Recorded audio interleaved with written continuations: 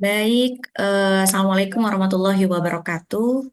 Mahasiswa dan mahasiswi dimanapun berada, hari ini dalam video kali ini saya akan coba menjelaskan sesuatu yang penting berkaitan dengan aspek investasi. Seperti yang kita ketahui bahwa di dalam manajemen keuangan itu sebetulnya ada tiga fungsi utama dari seorang manajer ya. Yang pertama adalah bagaimana dia mencari dana atau mencari uang atau yang kita sebut sebagai financing. Lalu kemudian yang kedua adalah bagaimana dari hasil dana yang didapatkan tersebut dialokasikan kepada hal-hal yang bersifat produktif gitu ya sehingga dapat menghasilkan keuntungan. Lalu fungsi yang ketiga itu adalah bagaimana kebijakan dalam membagikan hasil operasional perusahaan yang notabene kita sebut sebagai keuntungan dan bagaimana kira-kira pembagiannya, kebijakan untuk pembagian keuntungan tersebut. Nah, hari ini kita akan membahas salah satu sebetulnya bagian dari fungsi manajemen keuangan itu adalah investasi. Tapi di sini investasi ini akan sangat berkaitan erat dengan sesuatu yang sifatnya jangka panjang. Makanya kita sebut kata lainnya adalah capital budgeting gitu ya. Jadi capital budgeting ini adalah salah satu topik dalam manajemen keuangan. Itu membahas mengenai kelayakan sebuah investasi yang sifatnya jangka panjang. Bahasa kerennya sering disebut sebagai capital budgeting. Materi ini nanti akan teman-teman semua temui di mata kuliah studi kelayakan bisnis atau bagi teman-teman yang mungkin sudah bekerja di luar sana, mata kuliah ini akan sangat bermanfaat ketika bos misalnya ya atau perusahaan meminta saudara-saudara atau teman-teman semua membuat keputusan kelayakan investasi terhadap suatu proyek. Nah, materi ini akan sangat bermanfaat. Baik, semoga bisa diterima dengan baik ya Bapak Ibu dan teman-teman semua yang saudara-saudara semuanya dimanapun berada. Baik, sebelum kita lebih jauh ke kelayakan investasi, di sini coba saya sampaikan dulu bahwa bentuk-bentuk pengeluaran dana di dalam sebuah perusahaan. Sekarang kita sedang membahas suatu perusahaan ya, jadi mikro. Bentuk pengeluaran dananya itu bisa berupa pembelian aktiva tetap atau proyek-proyek yang sifatnya jangka panjang. Kalau pembelian aktiva tetap ini berarti di neraca berarti aset-aset yang berwujud biasanya ya di komponen aset ya. Jadi bentuk pengeluaran dana itu dalam sebuah operasi perusahaan bisa berupa pembelian aktiva tetap atau proyek-proyek yang sifatnya jangka panjang. Nah, berkaitan dengan hal tersebut, tadi yang saya sampaikan bahwa ada proyek atau pembelian-pembelian aktiva tetap, maka ini perlu dinilai kelayakannya, perlu dilakukan atau tidak. Jadi di salah satu tugas seorang manajer keuangan itu perlu memberikan atau disebutnya mengusulkan apakah investasi ini atau memberikan rekomendasi apakah investasi baik pembelian aktiva tetap ataupun misalnya investasi pada proyek-proyek yang sifatnya jangka panjang itu layak atau tidak dilakukan gitu ya dalam sebuah usaha begitu. Nah, di sini ada yang namanya jenis-jenis usulan investasi. Jadi investasi itu yang pada dasarnya artinya adalah komitmen atas sejumlah sumber daya yang dimiliki oleh perusahaan atas sejumlah sumber daya yang dimiliki oleh perusahaan itu bisa berupa dana biasanya untuk tidak dikonsumsi saat ini, tapi untuk diinvestasikan pada hal tertentu, tujuannya untuk mendapatkan keuntungan di masa yang akan datang. Itu definisi dasar dari investasi. Nah, atas dasar yang tadi saya jelaskan, bentuk pengeluaran dana itu, investasi itu disebut ada investasi penggantian, berarti ini disebut sebagai kata lainnya adalah replacement. Penggantian ini artinya untuk investasi yang sifatnya tetap ya, untuk aset yang sifatnya tetap. Misalnya mengganti mesin lama dengan mesin yang baru. Apakah investasi penggantian tersebut layak atau tidak? Kemudian ada investasi penambahan kapasitas. Apakah kalau saya menambah mesin baru sehingga bisa memproduksi produk lebih banyak, itu layak atau tidak gitu ya. Ini juga ada analisisnya. Kemudian investasi penambahan jenis produk baru juga ini sangat terkait dengan investasi penambahan kapasitas tadi. Nah, ini kalau namanya jenis-jenis berkaitan dengan jenis-jenis usulan investasi. Sekali lagi saya tekankan bahwa capital budgeting ini sangat erat kaitannya dengan investasi ya, karena kita sebetulnya sedang membahas salah satu fungsi manajemen keuangan yaitu fungsi alokasi dana, begitu. Kemudian ada sifat-sifat usulan investasi. Nah, sifat usulan investasi ini yang familiar sekali, yang sering mungkin teman-teman semuanya temui di dunia nyata itu ada tiga sifat. Ada yang disebut sebagai sifat mutually exclusive, Ada yang disebut sebagai independent project, ada yang disebut sebagai dependent project. Kalau mutually eksklusif itu dia saling menggantikan. Jadi kalau misalnya saya berinvestasi pada dua proyek gitu ya, kalau misalnya ada dua proyek A dan B, kemudian saya harus memilih di antara keduanya, jika saya pilih A, maka B tidak bisa dikerjakan. Kenapa begitu? Karena kita memiliki keterbatasan dana, misalnya untuk mengerjakan proyek tersebut. Maka ada proyek yang bersifat mutually eksklusif, gitu ya. Ada proyek yang bersifat mutually eksklusif, artinya kalau dikerjakan salah satunya, maka salah satu yang lainnya tidak bisa dikerjakan, begitu. Kemudian ada yang independent project. Ini ya tidak berkaitan aja, boleh mengerjakan yang A, boleh mengerjakan yang B, boleh mengerjakan keduanya, boleh mengerjakan salah satunya yang mana aja, karena dia tidak merupakan proyek yang tidak saling terkait satu sama lain begitu ya. Lalu kemudian ada yang disebut sebagai dependent project. Kalau dependent project ini dia adalah salah satu atau proyek yang saling tergantung. Misalnya ada proyek A dan proyek B. Ketika proyek A dikerjakan, maka proyek B juga harus dikerjakan, begitu ya. Jadi contohnya mungkin saya mau membangun perumahan misalnya di sebuah tebing atau di sebuah apa namanya bukit gitu ya. Tapi belum ada akses jalan ke sana, maka ketika saya membangun perumahan tersebut, saya juga harus mempertimbangkan membangun jalannya atau akses menuju ke sana gitu. Jadi ini dua proyek yang tidak bisa dipisahkan. Itu disebut sebagai dependent project gitu. Ya. Kemudian selanjutnya ini berkaitan dengan tadi ya lebih spesifik ke penganggaran modal gitu. Yang penganggaran modal ini yang tadi saya sebutkan bahwa disebutnya istilahnya adalah capital budgeting. Sebelum ke penganggaran modalnya, teman-teman semuanya perlu tahu definisi dari modal itu apa. Jadi modal ini di sini disebutkan bahwa menunjukkan aktiva tetap yang digunakan untuk produksi. Dalam konteks ini modalnya adalah barang modal, begitu ya. Jadi modal itu adalah menunjukkan aktiva tetap yang digunakan untuk produksi. Aktivanya bersifat aktiva tetap dalam konteks ini. Berarti dia biasanya sifatnya apa namanya aset-aset yang berjangka panjang itu penggunaannya ya, seperti mesin untuk produksi dan sebagainya. Sedangkan anggaran atau budget adalah sebuah rencana rinci yang memproyeksikan aliran kas masuk dan aliran kas keluar selama beberapa periode pada saat yang akan datang.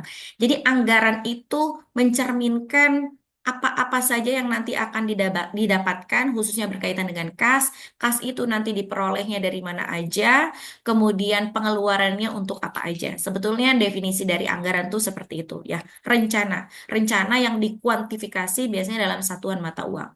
Berarti kalau kita melihat definisi ini, capital budget ini adalah garis besar rencana pengeluaran aktiva tetap. Jadi, penganggaran modal ini berkaitan dengan investasi-investasi yang bersifat jangka panjang. Penganggaran-penganggaran yang berkaitan dengan pengeluaran aktiva tetap yang dibutuhkan oleh perusahaan. Nah, ini juga ada nih definisinya bahwa anggaran modal atau capital budgeting adalah proses menyeluruh menganalisa proyek-proyek dan menentukan mana saja yang dimasukkan ke dalam anggaran modal. Saya mau coba pakai pointer. Baik. Sekali lagi, di sini dikatakan bahwa penganggaran modal atau capital budgeting adalah proses menyeluruh menganalisa proyek-proyek dan menentukan mana saja yang dimasukkan ke dalam anggaran modal. Jadi pada intinya, apa yang dianggarkan ini sebetulnya menganggarkan investasi-investasi yang bersifat jangka panjang atau kata lainnya bisa kita katakan sebagai sebuah proyek gitu ya, proyek investasi begitu yang diperlukan analisis ini layak atau tidak. Nah, itu disebut sebagai capital budgeting. Lanjut, kemudian berkaitan dengan cash flow. Nah, karena tadi kita membahas mengenai anggaran, ini ada yang disebut sebagai cash flow. Cash flow itu sebetulnya sederhananya adalah aliran kas masuk dan aliran kas keluar. Ini bisa digunakan oleh kita ya dalam kehidupan sehari-hari ya.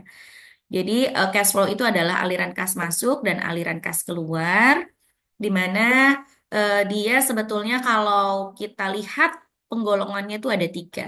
Yang pertama ada initial cash flow, ada operational cash flow, ada terminal cash flow.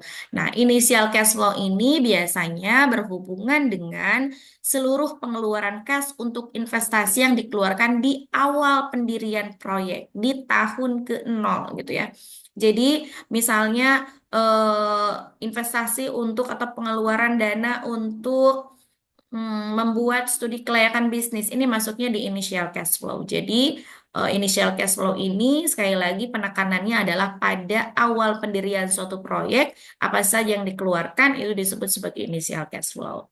Sedangkan operational cash flow ini adalah aliran kas yang dibutuhkan untuk menutup investasi yang diterima setiap tahun selama usia investasi dalam bentuk net cash flow. Jadi, kalau initial cash flow-nya tahun ini adalah tahun ke-0, 2024, maka operational cash flow adalah tahun depan, misalnya ya, di tahun depan untuk pertama kalinya perusahaan menerima pendapatan gitu ya dari hasil operasional perusahaan gitu. Jadi misalnya katakanlah umur investasi ini adalah 5 tahun misalnya atau 10 tahun gitu ya. Jadi kalau tahun pertamanya adalah tahun ke-1, tahun ke-0 itu pengeluarannya disebut initial cash flow. Di tahun ke-1, tahun depannya itu disebut kalau ada penerimaan dan pengeluaran itu cash flow-nya disebut operational cash flow. Sedangkan kalau yang disebut sebagai terminal cash flow itu adalah aliran kas yang diterima sebagai akibat habisnya umur ekonomi suatu proyek investasi. Jadi di tahun ke-10 aliran kas yang masuk itu disebut sebagai cash flow terminal atau terminal cash flow. Nah, secara spesifik cash outflow-nya itu ada yang disebut sebagai capital expenditure atau pengeluaran modal gitu, ada yang disebut sebagai revenue expenditure ya, jadi pendapatan seperti itu. Nah, lalu bagaimana untuk menghitung cash flow-nya? Untuk menghitung cash flow-nya kita bisa melihat ini rumusnya. Jadi cash flow rumusnya adalah earning after tax atau laba setelah pajak ditambah dengan penyusutan gitu ya.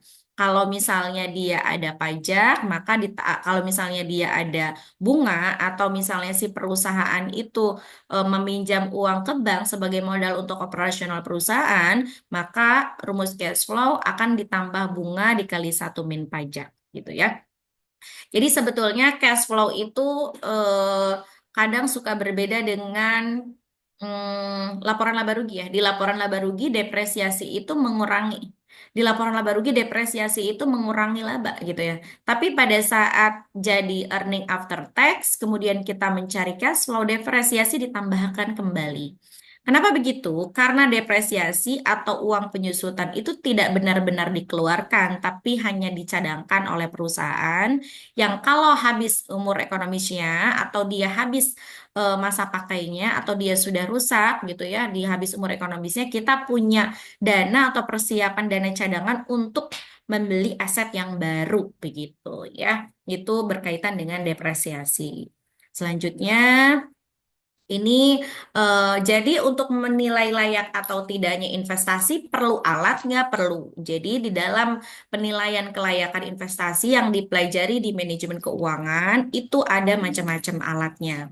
Alatnya yang pertama payback period, yang kedua net present value, yang ketiga internal rate of return, dan yang keempat profitability index. Jadi empat alat ini pada umumnya digunakan oleh apa namanya pihak-pihak khususnya biasanya di bagian finance gitu untuk menilai layak atau tidaknya sebuah investasi ya. Baik itu investasi penggantian, baik itu investasi penambahan produk baru atau bahkan pendirian usaha baru. Biasanya yang startup atau yang mau mendirikan usaha baru atau yang tadinya belum punya universitas mau mendirikan universitas atau mau mendirikan sebuah usaha itu biasanya digunakan penilaian kelayakan investasi, alat-alatnya kalau dari sudut pandang finansial atau keuangan akan menggunakan metode-metode ini ya, payback period, net present value, internal rate of return, dan profitability index. Jadi studi kelayakan bisnis itu kan sebetulnya komprehensif dan luas ya. Bisa kita lihat dari sudut pandang marketing, sudut pandang sumber daya manusia, organisasi, hukum, lingkungan gitu ya. Salah satunya adalah aspek finansial. Nah, biasanya di aspek finansial itu alat-alat yang digunakan untuk menilai layak atau tidaknya investasi ke empat alat ini. Payback period, net present value, internal rate of return, dan profitability index gitu ya. Nah, sekarang kita masuk ke payback period. Jadi, payback period ini adalah periode yang dibutuhkan untuk pengembalian investasi. Misalnya saya investasi 500 juta. Dalam berapa tahun sih investasi itu akan kembali? Nah, disebut sebagai payback period ya. Di dalam payback period ini ada dua cara untuk menghitungnya. Jika cash flow-nya sama setiap tahun dan jika cash flow-nya tidak sama setiap tahun. Maksudnya gimana? Misalnya inisial cash flow saya di tahun ke-0 itu 500 juta. Tahun ke-1 saya dapat pendapatan asumsinya misalnya 200 juta. Tahun kedua 200 juta. Sampai dengan tahun kelima, misalnya umur ekonomis proyek tersebut 5 tahun, pendapatannya 200 juta. Berarti dia memiliki cash flow yang sama setiap tahunnya.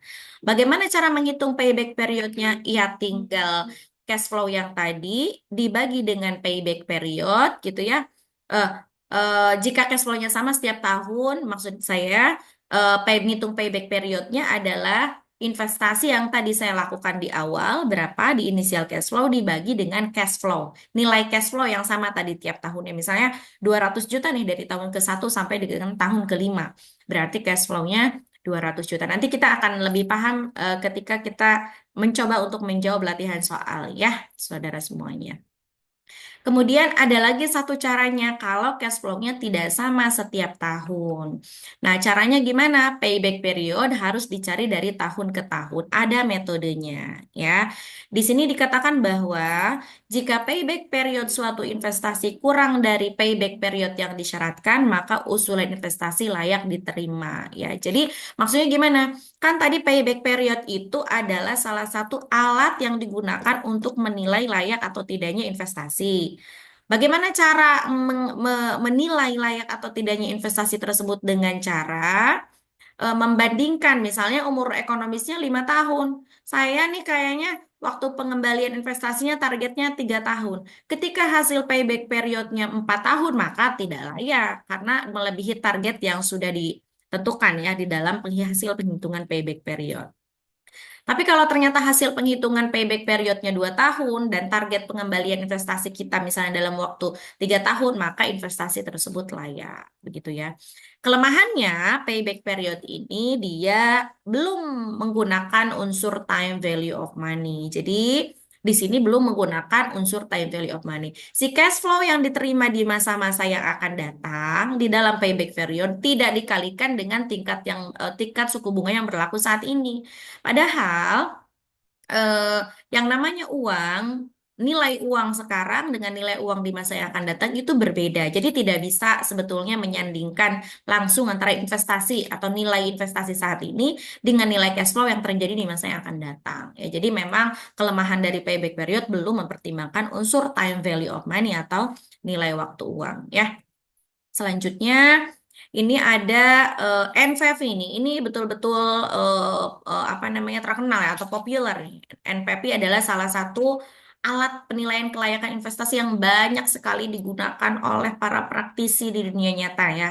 Jadi ini betul-betul relevan kalau dipelajari oleh para mahasiswa. Jadi NPV ini dia adalah metode penilaian investasi yang menggunakan discounted cash flow atau mempertimbangkan nilai waktu uang pada aliran kas yang terjadi. Tadi saya bilang kelemahan dari payback period itu dia tidak mempertimbangkan time value of money. Sedangkan net present value kenapa dia paling banyak digunakan oleh para praktisi di lapangan ketika membuat studi kelayakan bisnis aspek finansial karena dia sudah mempertimbangkan yang namanya time value of money. Nanti kita lihat ya di soal latihannya seperti apa.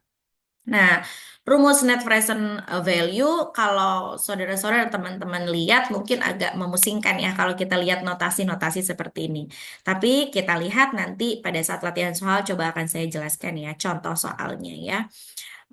Ini saya rasa perlu dilewat saja. Nah, tadi udah payback period, kemudian ada net present value gitu ya. Kemudian metode lain yang bisa digunakan sebagai alat untuk menilai layak dan tidaknya suatu investasi itu ada internal rate of return ya. Jadi internal rate of return itu sebetulnya adalah kalau kita lihat di sini sih tingkat diskon yang dapat menyamakan nilai dari aliran kas yang akan terjadi dengan nilai sekarang aliran kas keluar. Ini nanti dijelaskannya dalam hasil dalam perhitungan ya. Tapi intinya internal rate of return itu adalah keuntungan yang diharapkan dari sebuah investasi yang kita lakukan. Atau kita bisa sebut batas bawah. Batas bawah keuntungan minimal yang harus kita dapatkan ketika kita melakukan investasi atau menjalankan suatu proyek. Nah, gitu ya. Ketika kita memperoleh IRR, misalnya persentase IRR-nya lebih kecil daripada target yang kita tentukan pada saat sudah kita hitung, maka tidak layak. Atau kita bisa sandingkan dengan tingkat suku bunga pinjaman yang saat ini terjadi. Misalnya, si perusahaan ini beroperasi menggunakan dana atau mendapatkan dana dari pinjaman perbankan dengan tingkat suku bunga misalnya 10% misalnya ya.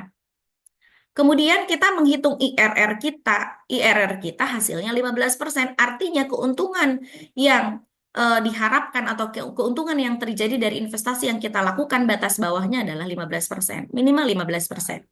Ketika tingkat suku bunganya 10%, berarti selisihnya 5%, itu bisa kita gunakan untuk menutupi beban bunga yang tadi di perbankan itu, gitu ya. 5% itu keuntungannya, 10%-nya itu bisa kita gunakan untuk menutupi beban bunga yang tadi kita pinjam ke perbankan, gitu. Jadi IRR harus lebih besar dibandingkan dengan tingkat suku bunga yang ditentukan atau yang sedang berlaku, gitu. Tingkat suku bunga pinjaman misalnya seperti itu. Jadi IRR itu sebetulnya adalah keuntungan yang diharapkan atau keuntungan yang diperoleh dari suatu investasi yang dilakukan atau proyek yang dilakukan gitu ya.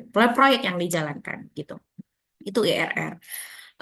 Nih, tadi sudah saya katakan ya bahwa kriteria penerimaan IRR itu apabila suatu proyek mempunyai IRR lebih besar daripada biaya dana, maka proyek itu diterima.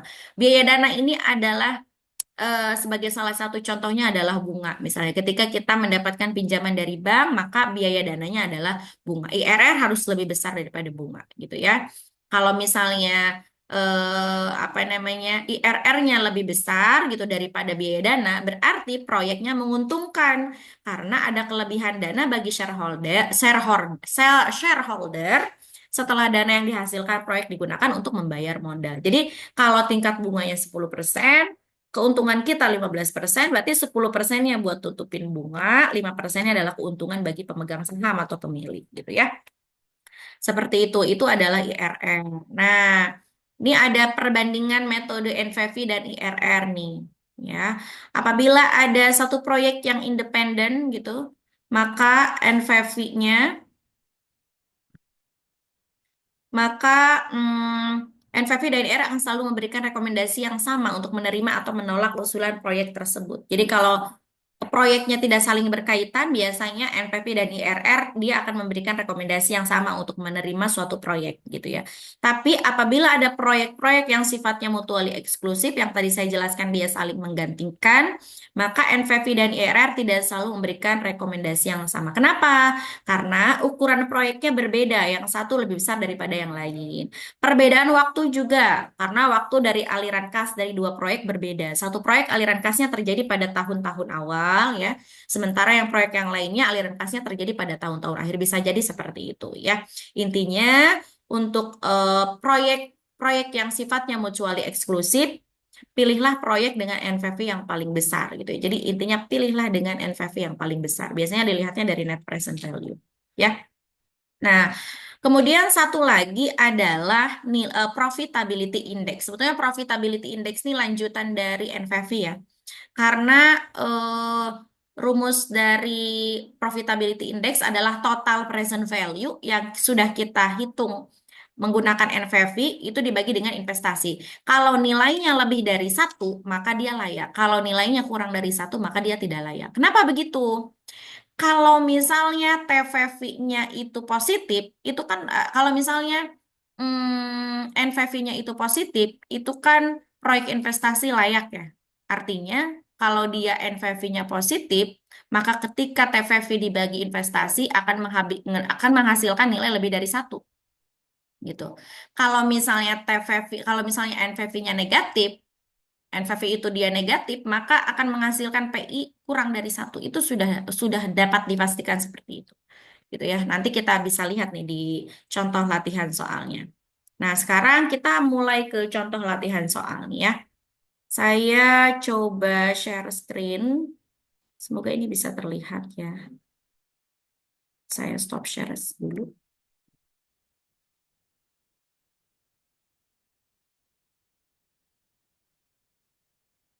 Hmm.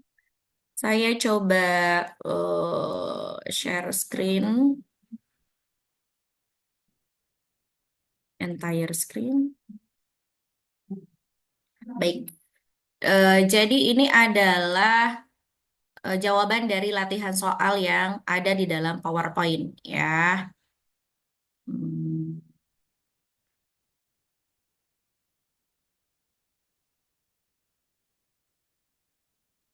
kita buka dulu PowerPoint-nya. Mohon menunggu sebentar. Baik. Nah, kita sambil paralel buka PowerPoint di sini ya. Jadi nanti sambil Pak.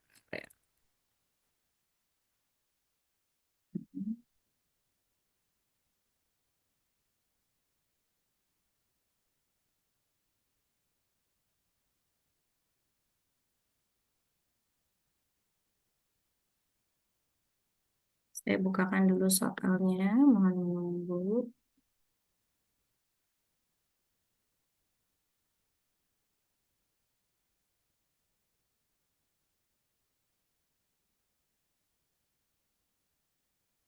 Baik, saya coba kembali share screen.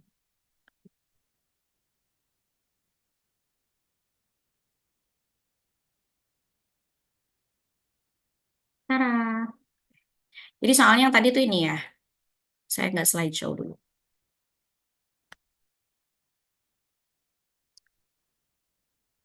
Hmm. Soalnya yang tadi ini. Jadi ada sebuah perusahaan, perusahaan ini sedang mempertimbangkan usulan investasi nilainya 1,5 miliar. Umur ekonomisnya 6 tahun. Ini rencana investasi ini umur ekonomisnya 6 tahun. Arus kasnya atau cash flow-nya yang masuk adalah tahun 1 600 juta, tahun 2 550 juta, dan tahun ke-6 350 juta. Dari soal seperti ini, kita diminta untuk menilai sebetulnya layak atau enggak investasi yang dilakukan oleh Mikaela Company ini dengan eh, apa namanya nilai investasi 1,5 miliar dan tingkat suku bunga yang berlaku adalah 10%. Nah, kita lihat jawabannya. Mula-mula berarti di sini yang ditanyakan adalah payback period, berapa lama periode pengembalian investasinya, kemudian berapa lama kemudian NPV-nya berapa, kemudian profitability index-nya berapa dengan diskon rate 10%. Maka jawabannya mula-mula nanti teman-teman semuanya perlu membuat tabel dulu ya, memindahkan kembali nilai cash flow yang ada dalam soal ya. Kalau dia umur ekonomisnya tahun ke-1 sampai dengan tahun ke-6 gitu ya, maka di sini tahun ke-1-nya tinggal dipindahkan lagi dari soal. Yang selanjutnya teman-teman semua harus cari diskon faktor. Diskon faktornya tadi dari soal adalah 10%. Cara mencari diskon faktor ini bisa menggunakan buku Sutrisno di halaman paling akhir. Tinggal lihat dinilai dari present value-nya berapa di 10% gitu ya, tahun ke-1 sampai dengan tahun ke-6. Atau bisa menghitung pakai rumus 1/1 plus I pangkat N. 1/1 plus I-nya 10%, pangkat N itu adalah tahunnya. Kalau ini berarti pangkat 1 ya. Saya coba kasih pangkat di sini. Pangkat 1 ya. Pangkat 1 karena dia tahun 1. Nilainya kalau dihitung menggunakan rumus adalah 0,90. Yang ini juga sama rumusnya, tapi tinggal ganti pangkat aja jadi pangkat 2. Hitunglah diskon faktor ini dari tahun 1 sampai dengan tahun 6. Kenapa perlu dihitung? Yang tadi saya bilang, NPV atau net present value, ini kita menjawab yang NPV dulu ya supaya lebih mudah. Jadi kita akan mencari yang NPV dulu. Net present value itu adalah salah satu alat yang sudah mempertimbangkan nilai waktu dari uang.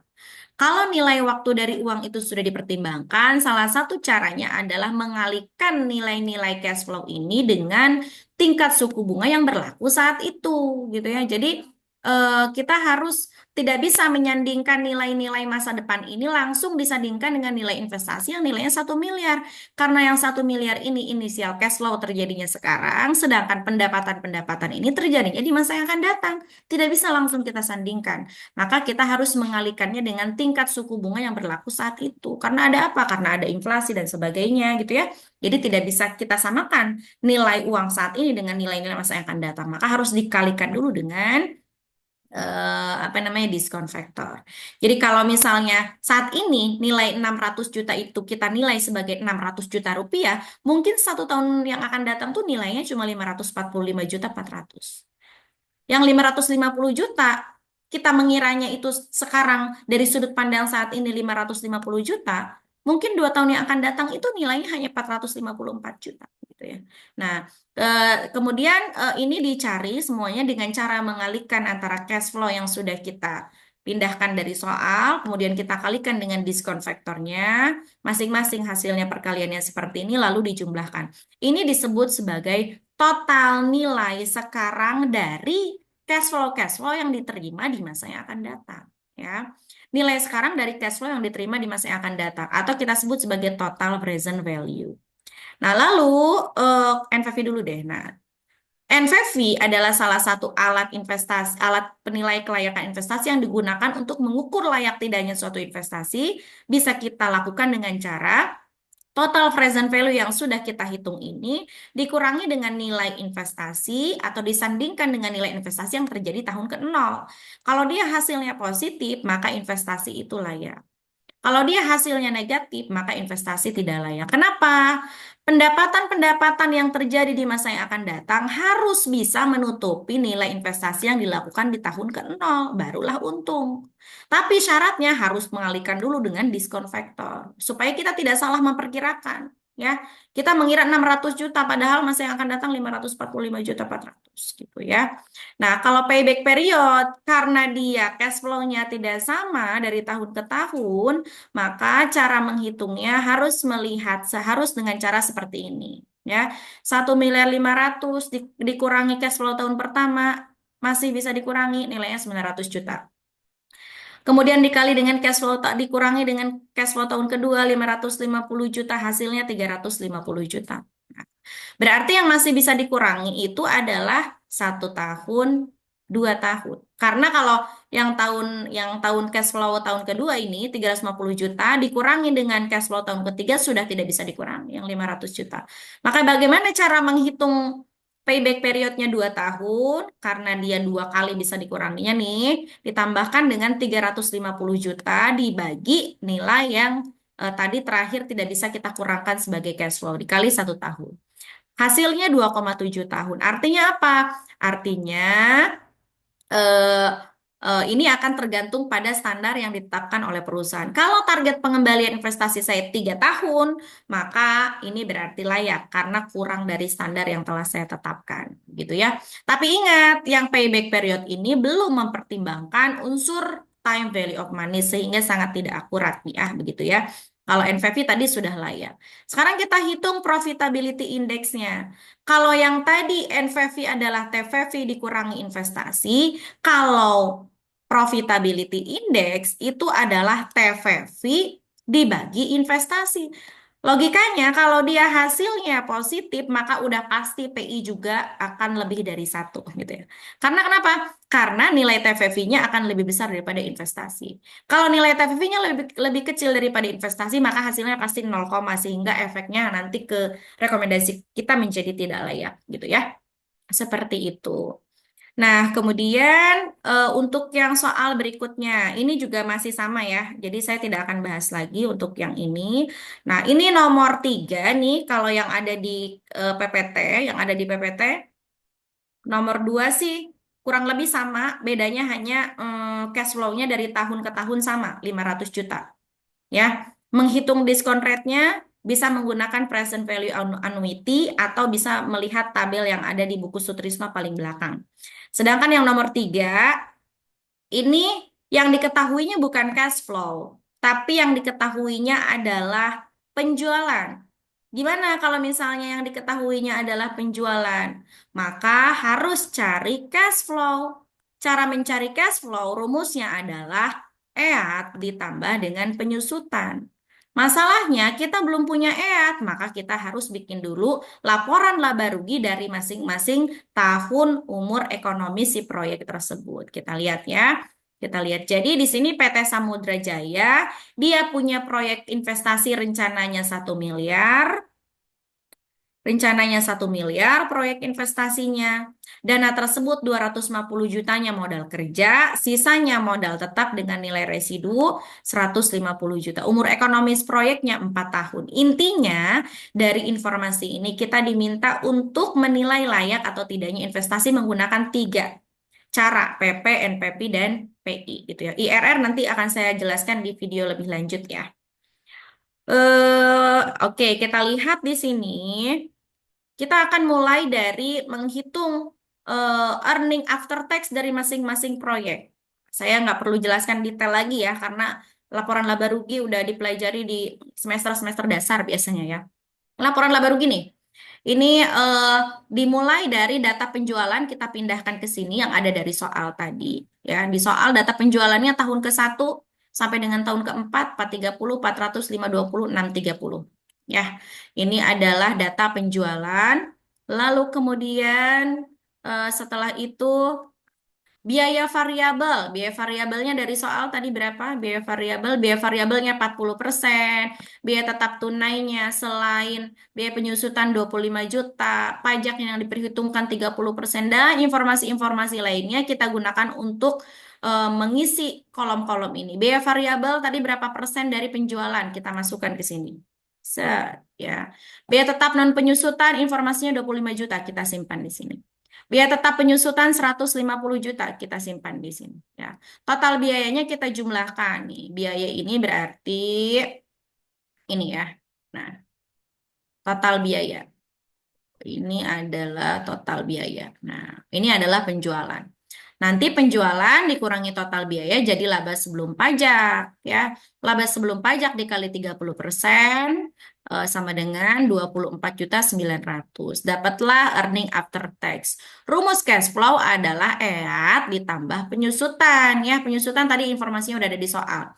Di atas sama penyusutan mengurangi, pas ke bawah tambahkan lagi karena dia nilainya sebetulnya tidak keluar di perusahaan, uangnya ada. Tambahkan lagi. Ingat, untuk tahun ke-4 ada informasi nilai residu dan modal kerja. Itu harus kita masukkan lagi ke cash flow karena uangnya ada. Ya, nilai residu adalah nilai sisanya 150 juta. Ini karena dia terminal cash flow, maka nilai residu dan modal kerja harus kita tambahkan di akhir tahun. Dapatlah cash flow. Cash flow-nya seperti ini ya. Ya, kemudian untuk mencari biaya tetap penyusutannya ini ya tadi caranya. Nah, setelah itu kita akan mencari sama kayak tadi untuk menilai layak tidaknya investasi, kita akan menghitung NVP, PB, period, dan profitability index. Cara mencarinya sama kayak tadi purchase. Ini bedanya hanya ada pada kita harus mencari cash flow dulu dimulai dari mencari laporan laba rugi gitu ya. Itu adalah materi kita untuk